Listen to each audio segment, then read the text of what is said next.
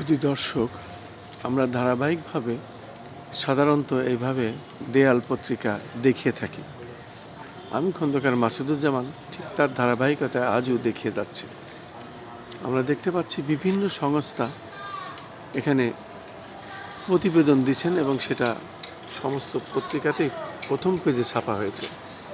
আওয়ামী লীগ সরকার নৃশংস পদক্ষেপ নিয়েছিল, ফলকার টুর্কো উনি বলেছেন বাংলাদেশে জনগণের বিরোধিতার মুখেও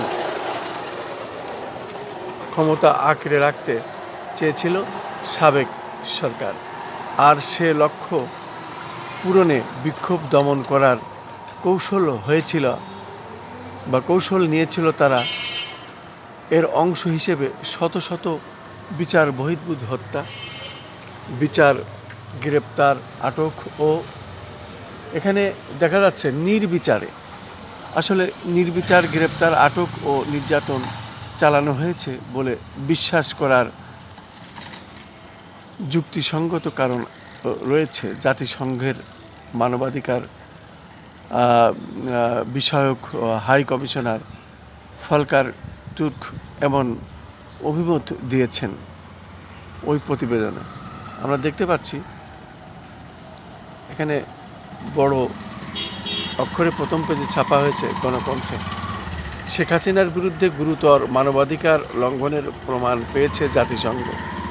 এবং আমরা দেখতে পাচ্ছি ছাত্র জনতার আন্দোলনে হত্যা ও নির্বিচারগুলির একাধিক বড় অভিযান সাবেক প্রধানমন্ত্রী শেখ হাসিনার নির্দেশ। এটা আসলে বিশ্বব্যাপী এটা প্রমাণিত হয়েছে। সে কারণে জাতিসংঘের মানবাধিকার কমিশন এই রিপোর্ট পেশ করেছেন। আমরা এই ধরনের অনেক পত্রিকাতেই এই ধরনের শিরোনাম দেখতে পাচ্ছি। আমি খন্দকার মাসুদুজ্জামান, ধারাবাহিকভাবে যে কাজগুলি আমরা সাধারণত করে থাকি ঠিক তার ধারাবাহিকতায় আজ এটা দেখিয়ে যাচ্ছি বা প্রচার করে যাচ্ছি। আয়নাঘরে যে কক্ষে ছিলেন নাহিদ ও আসিফ, আসলে এটি হলো নির্যাতনের কিছু নিদর্শন। সব পত্রিকার শিরোনামে এসেছে এবং প্রথম পেজে চেপেছে। আমরা দেখতে পাচ্ছি অন্তর্বর্তীকালীন সরকার প্রধান, বিশেষ করে শান্তিতে নোবেলজয়ী প্রফেসর ডক্টর মোহাম্মদ ইউনূস সাহেব, উনি গতকাল রাজধানীর 3টি আয়নাঘর পরিদর্শন করেন।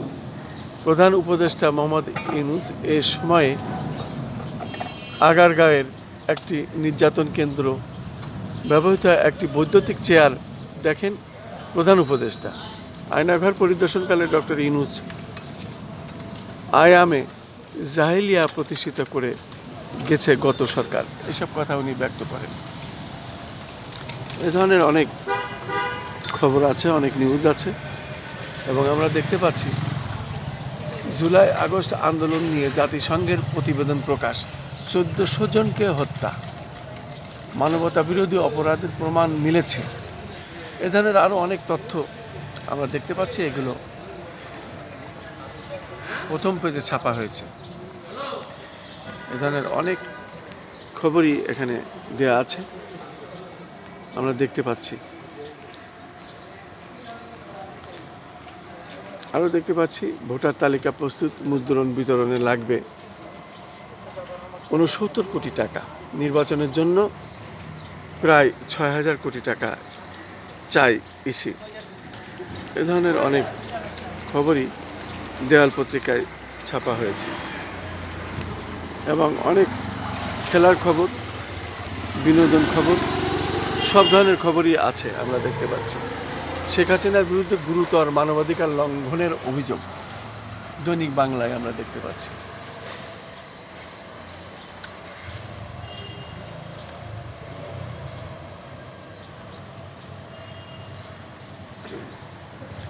খালেদা জিয়া আগের চেয়ে সুস্থ আছেন।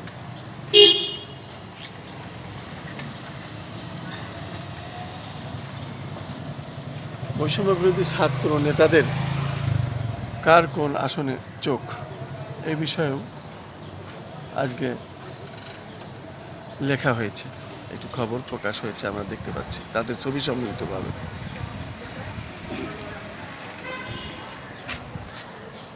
এবং আরও দেখতে পাচ্ছি প্রধান বিচারপতি নিয়োগে জ্যেষ্ঠতা লঙ্ঘন ঠেকানোর সুপারিশ 2 কমিশনের।